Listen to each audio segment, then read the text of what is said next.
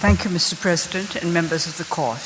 It is an honor to appear as agent of the Union of the Republic of Myanmar in these proceedings in my capacity as Union Minister for Foreign Affairs. For materially less resourceful countries like Myanmar, the World Court is a vital refuge of international justice.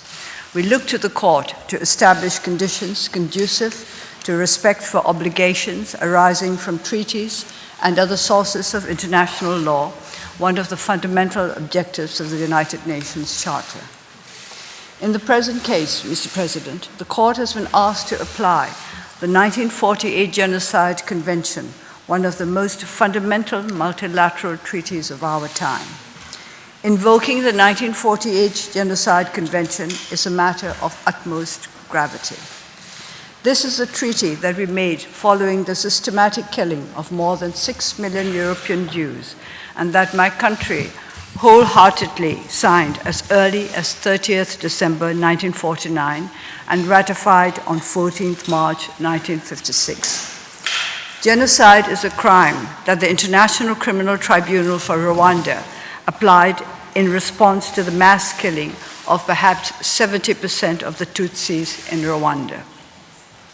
It is a crime that is not applied by the tribunal to the former Yugoslavia for the displacement of approximately 1 million residents of Kosovo in 1999.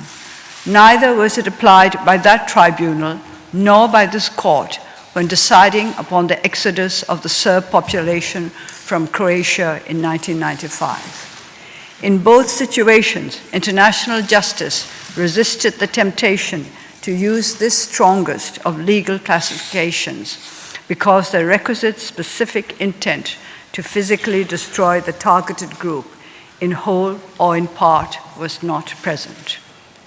Regrettably, the Gambia has placed before the court an incomplete and misleading factual picture of the situation in Rakhine State in Myanmar. Yet, it is of the utmost importance that the court assess the situation obtaining on the ground in Rakhine dispassionately and accurately. The situation in Rakhine is complex and not easy to fathom, but one thing surely touches all of us equally: the sufferings of the many innocent people whose lives were torn apart as a consequence of the armed conflicts of 2016 and 2017, in particular, those who have had to flee their homes and are now living in camps in Cox's Bazar. Mr. President and members of the Court, the troubles of Rakhine State and its population, whatever their background, go back into past centuries and have been particularly severe over those. Currently, an internal armed conflict is going on there between the Arakan army, an organized Buddhist armed group with more than 5,000 fighters, and the regular Myanmar Defense Services. None of the speakers yesterday made any reference to this. The Arakan army seeks autonomy or independence for Rakhine, or Arakan as it was called, finding inspiration in the memory of the historic kingdom of Arakan.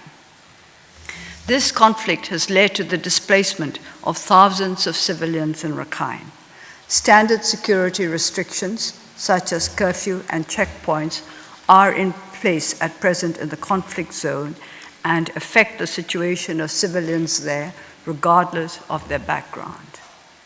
Mr. President, on 9th October 2016, approximately 400 fighters of the Arakan Rohingya Salvation Army, known as ARSA, launched simultaneous attacks on 3 police posts in Maundor and Rothedown townships in northern Rakhine, near the border with Bangladesh. ARSA claims responsibility for these attacks, which led to the death of 9 police, more than 100 dead or missing civilians, and the theft of 68 guns and more than 10,000 rounds of ammunition. This was the start of an internal armed conflict between ARSA and Myanmar's defense services, which lasted until late 2017. The selective factual propositions contained in the Gambia's application actually concern this conflict.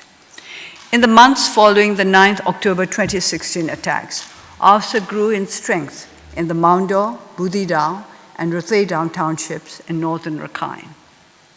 It resorted to threats and intimidation against local villagers in order to gain support and allegiance, executing suspected informers. According to, among others, the International Crisis Group, ARSA received weapons and explosives training from Afghan and Pakistani militants.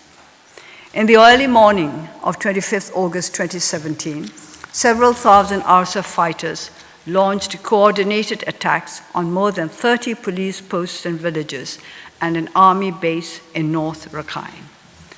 Most of the attacks took place on the narrow Maundor Plain, which is framed by densely forested hills to the east and the border with Bangladesh to the west. Indications are that ARSA's objective was to seize Maundor Township. It may aid the court to briefly consider the historical significance of Maundor. When Britain made Burma a colonial entity separate from British Burma in 1937, the border between Burma and India was the River Naf, where we find today's border between Bangladesh and Myanmar. The historical kingdom of Arakan had at times extended much further to the north than the River Naf, including most of what is today Chittagong district in Bangladesh. Members of some Rakhine communities therefore felt that the border drawn by the British was too far south, others that it was too far north. Myanmar has never challenged this border since independence in 1948. Britain did not lose control over what is today Maundor Township during World War II. From September 1942, a number of local Muslim families offered fighters to the British irregular V4 set up to collect intelligence and initially absorb any Japanese advance. Many Muslims gave their lives in combat against the Japanese in Rakhine. The sacrifices made by Muslim fighters motivated a call for the creation of an autonomous Muslim space in northern Rakhine centered on Maundor. Whether or not this was encouraged by British officers, Britain rejected this call as soon as it had reoccupied Burma before independence in 1948. The Muslim-Buddhist intercommunal violence of 1942 recurred in 1948 and several times after that. This cycle of violence has negatively affected life in northern Rakhine, making it the second poorest state in Myanmar. Mr. President and members of the court, may I go back to the situation in Rakhine on the morning of 25th August 2017. More than 30 police stations and villages and one military base had been attacked before sunrise in a highly coordinated fashion by an organized armed group operating along a densely forested hill range that provides ample opportunity for hiding. Many of the ARSA fighters had been recruited from local villages in the weeks and months preceding the attack. Myanmar's defense services responded to the attacks of ARSA fighters by the use of ground forces. There were armed incidents in more than 60 locations. The main clashes occurred in 12 places: in Minji, Tolatoli village, Chaptian village, Maunu village, Gutapian village, Aletanjor village, Myanla village, Indian village, Chainkali or Kodangap village, Myodaji ward, Chaupandu village, wards of Maundor town, and southern Maundor. Mr. President, please allow me to clarify the use of the term clearance operation, Nemye Shenlenye in Myanmar. Its meaning has been distorted. As early as the 1950s, this term has been used during military operations against the Burma Communist Party in Bogor Range. Since then, the military has used this expression in counterinsurgency and counterterrorism operations after attacks by insurgents or terrorists. In the Myanmar language, Nemye literally means clearing of locality, simply means to clear an area of insurgents or terrorists. It is still not easy to establish clear patterns of events in these 12 locations. Many ARSA fighters died. There may have been several hundred casualties in some of the 12 locations. There was some intercommunal violence. Buddhist and Hindu minority communities also feared for their security after the original ARSA attacks, and many fled from their homes. It may be worth noting that the use of air power in military operations was avoided as far as possible to minimize the risk of collateral damage. However, in one incident, in order to extract a unit surrounded by hundreds of ARSA fighters, the use of a helicopter was required. There was shooting from the helicopter, which resulted in fatalities, which may have included non-combatants. Mr. President, it cannot be ruled out that disproportionate force was used by members of the defense services, in some cases in disregard of international humanitarian law, or that they did not distinguish clearly enough between ARSA fighters and civilians. There may also have been failures to prevent civilians from looting or destroying property after fighting or in abandoned villages. But these are determinations to be made in the due course of the criminal justice process, not by any individual in the Myanmar government. Please bear in mind this complex situation and the challenge to sovereignty and security in our country when you are assessing the intent of those who attempted to deal with the rebellion. Surely, under the circumstances, genocidal intent cannot be the only hypothesis. Under its 2008 constitution, Myanmar has a military justice system. Criminal cases against soldiers or officers for possible war crimes committed in Rakhine must be investigated and prosecuted by that system.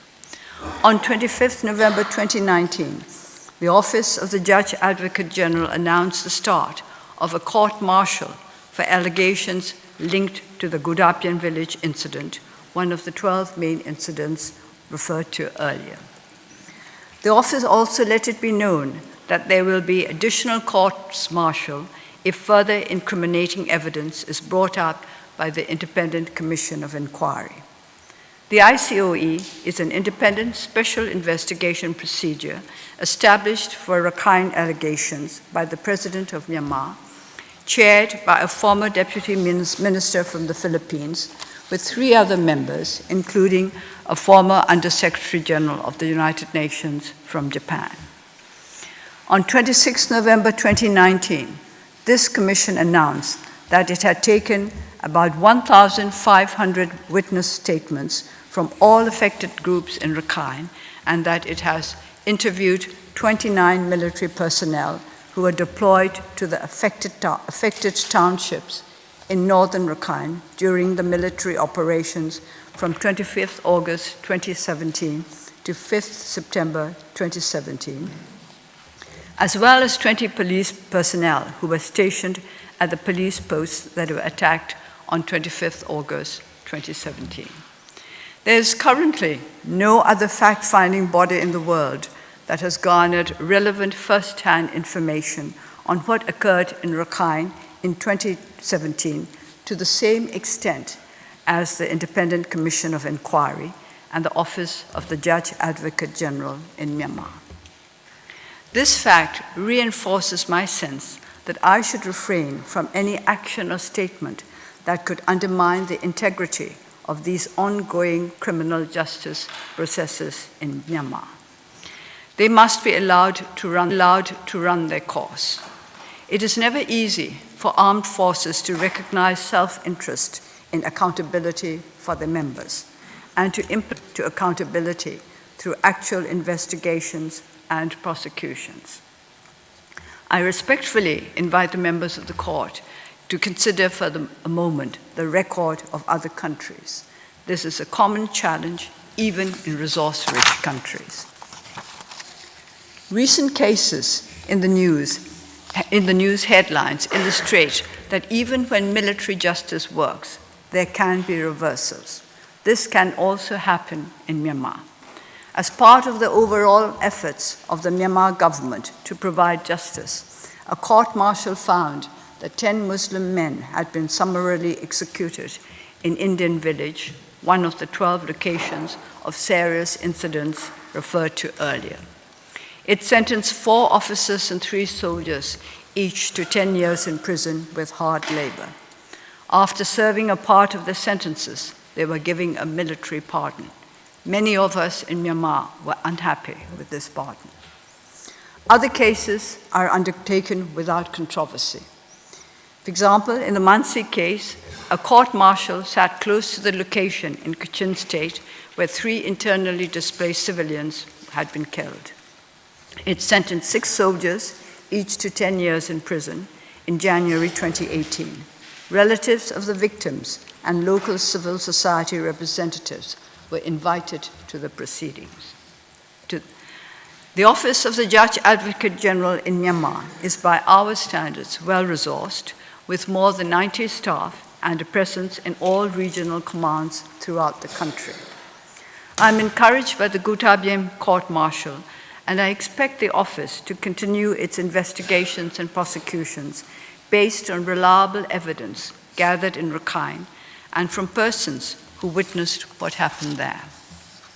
Can there be genocidal intent on the part of a state that actively investigates, prosecutes, and punishes soldiers and officers who are accused of wrongdoing?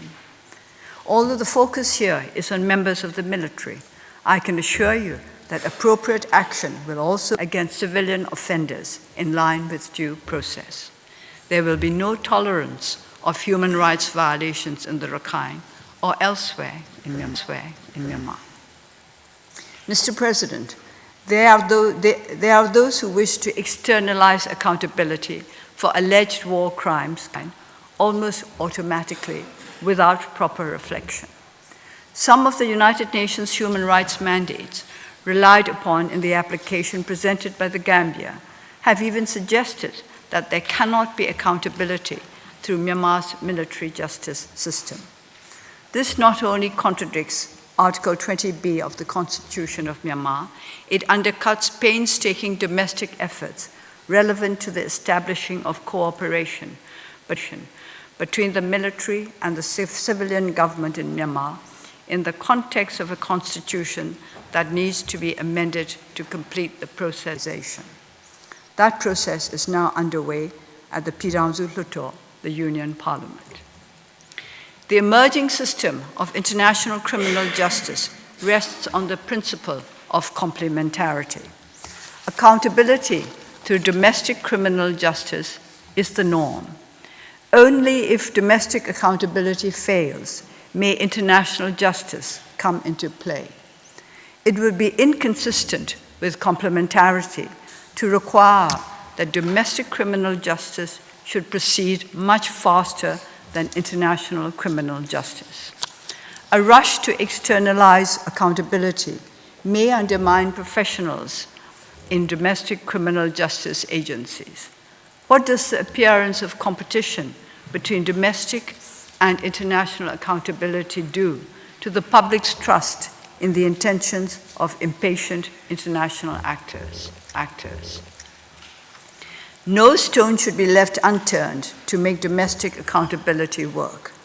It would not be helpful for the international legal order if the impression takes hold that only resource-rich countries can conduct adequate domestic investigations and prosecutions, and that the domestic justice of countries still striving to cope with the burden of unhappy legacies and present challenges cannot be made good enough.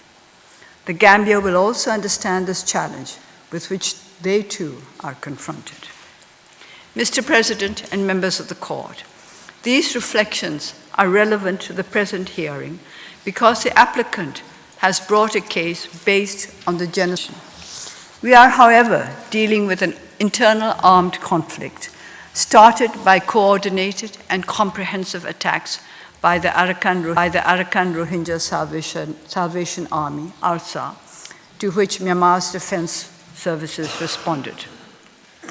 Tragically, this led to the exodus of several 100,000 Muslims from the 3 northernmost townships of Rakhine into Bangladesh, just as the armed conflict in Croatia, which the court had to deal led to the massive exodus of, first, ethnic Croats, and later, ethnic Serbs. As I've already stated, if war crimes have been committed by members of Myanmar's defense services, they will be prosecuted through our military justice system in accordance with Myanmar's constitution. It is a matter for the competent criminal justice authorities to assess whether, for example, there had been inadequate distinction between civilians and ARSA fighters, disproportionate use of force, violations of human rights, failure to prevent plundering of property or destruction, or acts of forcible displacement of civilians. Such conduct, if proven, could be relevant under international humanitarian law or human rights conventions, but not under the 1948 Genocide Convention, for reasons on which Professor William Schabas will elaborate in a moment. Mr. President, allow me to share one further reflection in this great hall of justice. International law may well be our only global value system, and international justice a practice that affirms our common values. Leaders of states and relevant intergovernmental and non-governmental organizations should also be cognizant of their responsibility to express and affirm fundamental values. Feeding the flames of an extreme polarization in the context of Rakhine, for example, can harm the values of peace and harmony in Myanmar. Aggravating the wounds of conflict can undermine unity in Rakhine. Hate narratives are not simply confined to hate speech. Language that contributes to extreme polarization also amounts to hate narratives. Several international actors face a challenge here. But Myanmar also could have done more since the 1980s to emphasize the shared heritage and deeper layers of unity among the diverse peoples of our country. Cycles of intercommunal violence in Rakhine, going back to the 1940s, should be countered not just by practical measures aimed at sustainable development and rule of law, but also by nourishing a spiritual mindset of unity. It is a moral responsibility of leaders to guard the aspirations of people for harmony and peace. U Thant, the third United Nations Secretary General, had understood this.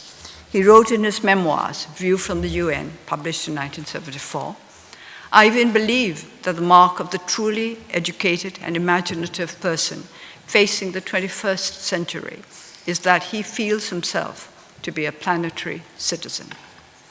Encouraging this added layer of identity, a sense of planetary citizenship, is of fundamental importance for peaceful relations between nations, as well as between ethnic and religious groups. A commitment to broadening the mindset must go hand in hand with practical steps to improve lives. Even before the events of 2016 to 2017, Muslim, Buddhist, and other communities in Rakhine faced what the Kofi Annan Advisory Commission described as complex challenges of low development and poverty rooted in enduring social conflict between the communities. The Myanmar government is committed to addressing these challenges. Together with our partners, we are now striving to ensure that all communities enjoy the same fundamental rights. To expedite citizenship verification and application, a mobile team is already in operation. All children born in Rakhine, regardless of religious background, are issued with birth certificates. Arrangements have been made to enable more Muslim youth to attend classes at universities across Myanmar. With the support of international and local partners, scholarships will also be made available to students from all communities living in Rakhine. The government has started a social cohesion model project in Maungdaw Township to promote social harmony among all communities. Interfaith fora have been encouraged. These are some of the steps taken to improve livelihoods, security, access to education and health, citizenship, and social cohesion for all communities in Rakhine. 3 IDP camps have already been closed, and an IDP camp closure strategy has been adopted. Myanmar is also committed to the voluntary, safe, and dignified repatriation of displaced persons from Rakhine under the framework agreement reached between Bangladesh and Myanmar. Mr. President, how can there be an ongoing genocide or genocidal intent when these concrete steps are being taken in Rakhine? To conclude, Mr. President and members of the court, Rakhine today suffers an internal armed conflict between the Buddhist Arakan Army and Myanmar's defense services. Muslims are not a party to this conflict, but may, like other civilians in the conflict area, be affected by security measures that are in place. We pray the court to refrain from taking any action that might aggravate the ongoing conflict, armed conflict, and peace and security in Rakhine. Right now, in northern Rakhine, an army base near Palewa is under attack by a group of more than 400 Arakan army fighters, and some 200 insurgents have surrounded a military column near An city in Rakhine. Since Myanmar gained independence in 1948, our people have not known the security of sustainable development that is a fruit of peace and prosperity. Our greatest challenge is to address the roots of distrust and fear, prejudice and hate that undermine the foundations of our union. We shall adhere steadfastly to our commitment to nonviolence, human rights, national reconciliation, and rule of law as we go forward to build the democratic federal union to which our people have aspired for generations past. We look to justice as a champion of the reconciliation and harmony that will assure the security and rights of all peoples. Mr. President and members of the court, I thank you for your kind attention, and I ask that you now call upon Professor William Chabas to continue the Myanmar submissions.